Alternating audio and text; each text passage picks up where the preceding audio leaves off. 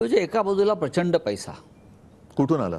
ही निवडणूक जी सुरू आहे स्पष्ट दिसतंय. कुठून आला? एका बाजूला प्रचंड पैसा, अमर्याद सत्ता. निवडणूक रोखे नावाचा प्रकार समोर आला. 10,000 कोटी एका पक्षाच्या खात्यामध्ये जमा झाले. मोजक्या उद्योगपतींकडे पैसा गेला.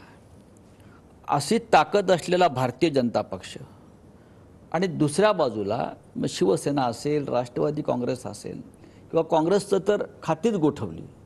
ही लढाई विषम आहे असं वाटत नाही का? विषम तर आहेच आणि भीषण पण आहे.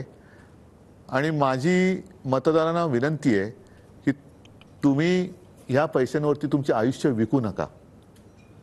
पैसे घेऊन मत देणं म्हणजे आयुष्य आणि तुमच्या भवितव्याची जी काय आहे त्याची वाट लावणं आहे आणि तुमच्या मुलाबाळांचं आयुष्य विकण्यासारखं आहे.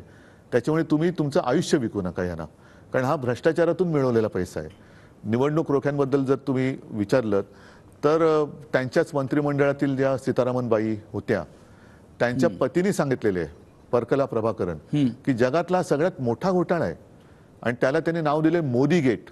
आता मोदी गेट हे जेव्हा आपण लहान होतो तेव्हा अमेरिकेत जे निक्सनचं घडलं होतं वॉटर गेट, तेव्हापासून हा गेट हा शब्द प्रचलित झाला आणि मोदी गेट म्हणजे त्याच्याबरोबर त्यांनी तुलना केलेली आहे. पण वॉटरगेटमुळे निक्सनला जावं लागलं होतं. आता लोकांनी यांना घालवलं पाहिजे, कारण तेवढी नीतिमत्ता भ्रष्टाचार असेल किंवा काही असेल केल्यानंतर त्यांच्यात होती. अमेरिका तोच पैसा हे मतं विकत घ्यायला वापरतात. अमेरिका असेल, जपान असेल, साऊथ कोरिया असेल, गेल्या काही वर्षातल्या घटना पाहिल्या तर भ्रष्टाचार केलेल्या त्यांच्या प्रमुख राज्यकर्त्यांना ताबडतोब पदावरून जावं लागलं. आणि इतका मोठा भ्रष्टाचार समोर येऊन सुद्धा मोदी आणि त्यांचा पक्ष आजही सत्तेवर आहे. त्यांना तुम्ही कसं घालवणार?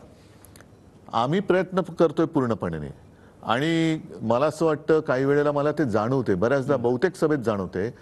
आम्ही बोलत असतो, भाषण करत असतो, पण लोकांना ते कळलेलं आहे. लोकच समोरून बोलत असतात एक एक विषय. म्हणजे एखाद्या मुद्द्याला सुरुवात केली का लोकच समोरून बोलतात. म्हणजे जागृती हा विषय लोकांसमोर आलेला आहे, झालेला आहे. आणि काल माझी सभा रायगडला होती. पूर्वी ते जे एक नाटक होतं, रायगडाला जेव्हा जाग येते, आता संपूर्ण देशाला जाग आलेली आहे. केवळ रायगडालाच नाही तर देशाला जाग आली. हा जागा झालेला जो देश आहे तो यांना झोपवेल, भ्रष्टाचारांना झोपवेल.